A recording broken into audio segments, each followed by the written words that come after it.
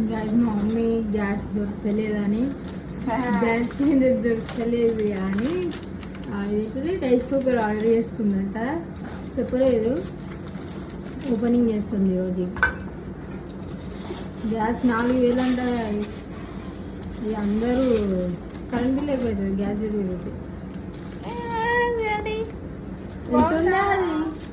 2800. 2000 అంట. ఇప్పుడు అన్ని ఎలక్ట్రిక్ దానికి అన్నిటికీ ప్రైజులు పెరిగిపోతాయి. బాగుందా కలరు? ఏది చూపి. Orange colour